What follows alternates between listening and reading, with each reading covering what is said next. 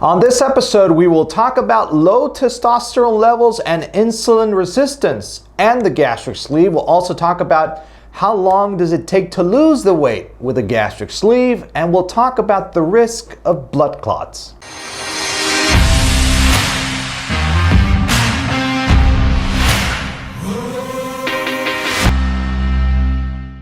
Hello everyone, I'm Dr. Alvarez with Endobariatric.com and welcome to episode 205 of the AskDrA show.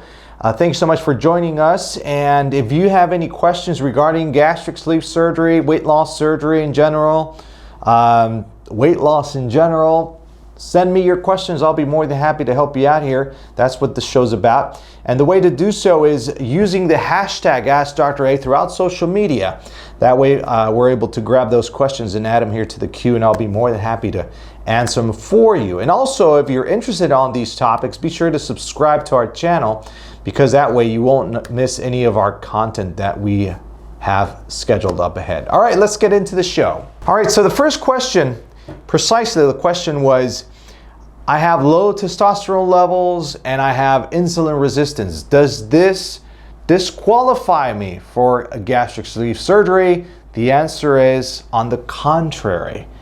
Having a hormone imbalance or having insulin resistance by itself makes you, it's a comorbidity, it's a condition related to obesity that makes you eligible for a weight loss surgery. In this case, it could be gastric sleeve, gastric bypass, etc. Now, once we start losing weight, everything gets better, all right? Because your body mass index is above the normal range, and it's throwing your body off balance, your hormones off balance. And what we see is, once, in this case it's a man, but also women, once we start losing the weight and everything gets in a better range, the hormones get in a better range itself. We get a lot of patients referred by OBGYNs as well because of this particular situation, because of polycystic ovarian syndrome, because of insulin resistance, and same goes for men with low testosterone levels and the insulin resistance. Second question is, how long does it take for me to lose the weight if I get a gastric sleeve? All right, so the answer varies, of course, from patient to patient, because there are a lot of factors that go into play. Is your age, because it's different if you get a sleeve when you're 16 than when you're 66. So that varies. Your activity level, how much weight do you have to lose? How much you're going by the guidelines that your doctor suggested, and all these factors that go into play. But I'm going to tell you here, on average, weight loss happens between 12 to 18 months after your surgery. Can you be done sooner? Yes. Again, it varies from patient to patient. Yes, I have patients that are 6 months out and they lost all their weight already, or 8 months out, they're all done. They're at a goal.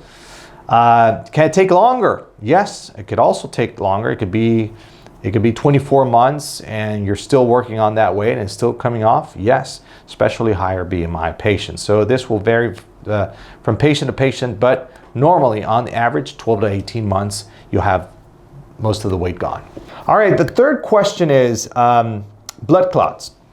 I want to know, when is my risk higher, or how long does my risk of getting a blood clot goes away? Oh, it's a really good question. So we are a center of excellence. Let's start with that. And that means we go the extra mile to prevent these situations. And our statistics of blood clots is pretty much zero a year. And we are a high volume center. And there's a secret to it. How do we manage this? So everybody gets blood thinners from the get-go.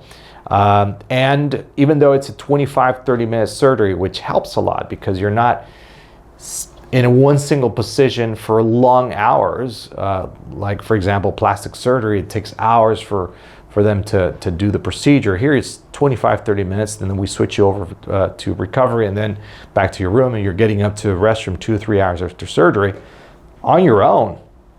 So the risk of blood clots is pretty much down to zero at our center. We also do leg compressions. We also do pneumatic massage. We got air compressors that massage the legs during surgery and recovery, and in your room the first few hours after surgery. So are you at risk? Of course you're at risk. The risk is very, very, very small. Now, by statistics and with any other type of surgery or any surgery in general, these risks are higher between 2 and 10 days after surgery. So let's say you're getting a hip replacement or a knee replacement or plastic surgery or an OBGYN procedure. When is my risk higher? 2 to 10 days. When does my risk go away? And that's until 3 months, all right? And the risks are higher if you are a smoker, if you're smoking. The risks are higher if you're taking a birth control pill. That's a very important factor as well. Or the risks are higher if you've had issues with blood clots in the past. So these 3 things will have your risks a little higher than the general population. But after 3 months, that's done. The risks are pretty much all gone. All right, so I hope you found this information useful. If you did, leave me one of these because it's very, very helpful in supporting. Thank you for supporting the channel.